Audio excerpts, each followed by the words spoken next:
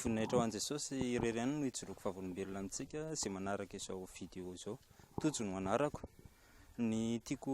hijoroana vavolombelona amintsika dia ny nanokafan'i Jesosy Kristy masom-panahyko rehefa naheno fampianarana indray andro hoe za dia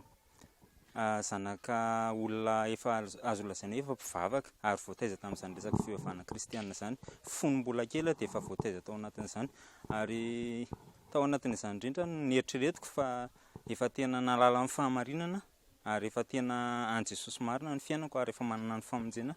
Taty aoriana nefa dia tsapako fa mbola tsy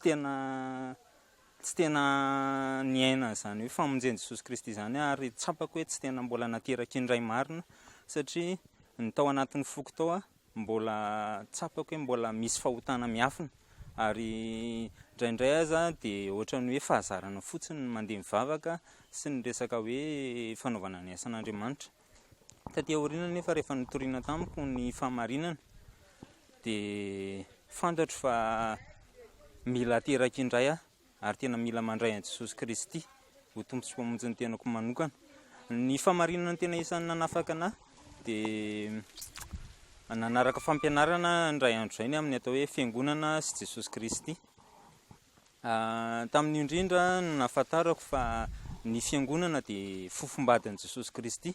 ary ho avy ny fotoana iray izay akan'i Jesosy Kristy ny fiangonana. Somary gaga ihany satria efa taona maro no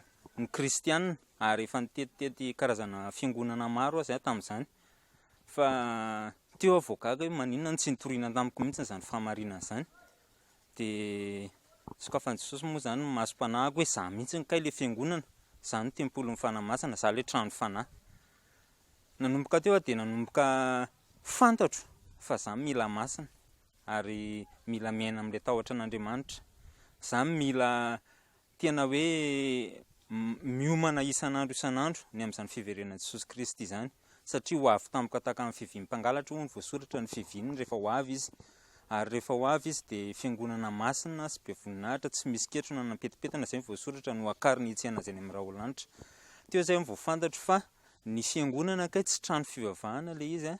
ary ny fiangonana dia tsy atokotoko-pivavahana satria za dia nieritreritra mihitsy tamin'izany fotoana izany fa hoe trano fivavahana no atao hoe fiangonana. Dia misaotra an'i Jesosy moa fa nisokafany masom-panahiko ary izay no ahafahako mizara amintsika hoe ny fahamarinana dia za mihitsy ny mila miomana ary za mila masina ho an'i Jesosy Kristy ary nanomboka teo dia niova ny fiainako.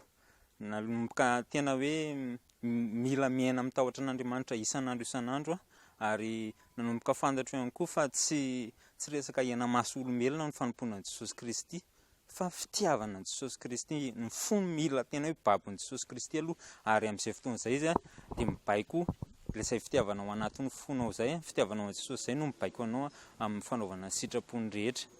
dia ho an'i Jesosy irery ihany ny voninahitra.